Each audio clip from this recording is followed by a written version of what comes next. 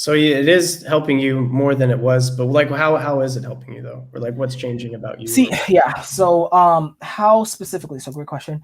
I think as of right now, it is helping me calm down for one. Like calm down, like with observer issues, or yeah, exactly. That was exactly what I was thinking of. It's like when I freak out, it's like, you know, especially because of this community, it's like they have no problem calling me the fuck out. Like, Reggie, you're having another one, you know? Yeah, you've taken it in stride at least and actually listened and actually like tried to work on those things. Or at least that's been my impression anyway. But I think I hope that's true. But like, yeah, like I think I've been called out enough times to where it's like, okay, this is probably another one. Let me take a step back and at least, you know, try and do something before I freak the hell out. Same thing with like OE and DE sometimes. It's like I'll occasionally catch like, okay, this is not real. Like, you know. I think, and then also I slowly am catching that in other people. Like, you know, so which leads me to get involved in way less drama than usual. Okay. Because like drama requires you to believe their story. But it's like, if I'm hearing you and you're like, oh my God, this is terrible. My boss is controlling me, and why are we doing this stupid system? And I'm like, oh no, I'm not getting involved in that, you know? And that happens surprisingly more often than you would think, at least in business. Like that happens a lot.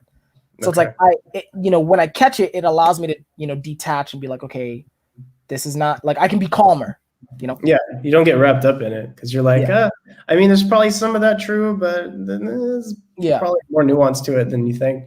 I feel the same way with cider stuff, where it's like somebody's like, did you hear what Sally said about Jill? She was saying, you know, and it's like, I'm interested in hearing it because I'm a decider, but I'm also like, she was probably having a bad day, or it's probably not that serious, or just like humans are not perfect, and you know, whatever. Like, so I think I'm going through a similar probably thing as you with like decider stuff, where I don't get wrapped in. But do you ever feel like you want to tell them that it's not real or that whatever, but you also don't want to, like, no, but you can't. Dismissive about what they're going through. Yeah. So the answer is you can't. Yeah. I don't think it's possible.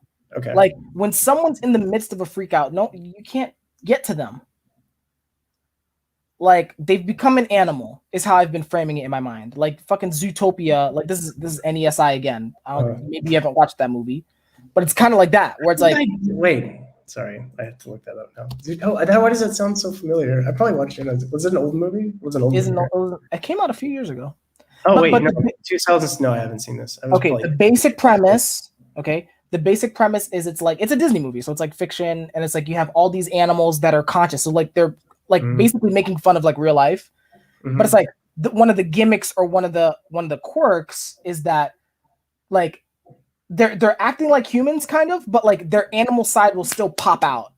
Right? Okay. Yeah. So it's like, so for example, it's like there's actually a really funny one. I think someone it was Gray actually. She reminded me of this one. It's like there's this one part where there are these wolf bodyguards, right? And it's the middle of the night.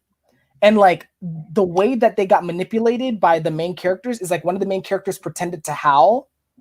And like, and the wolf bodyguards are like, fuck, don't howl, shut the fuck up. And they all start howling because they can't help it. Yeah.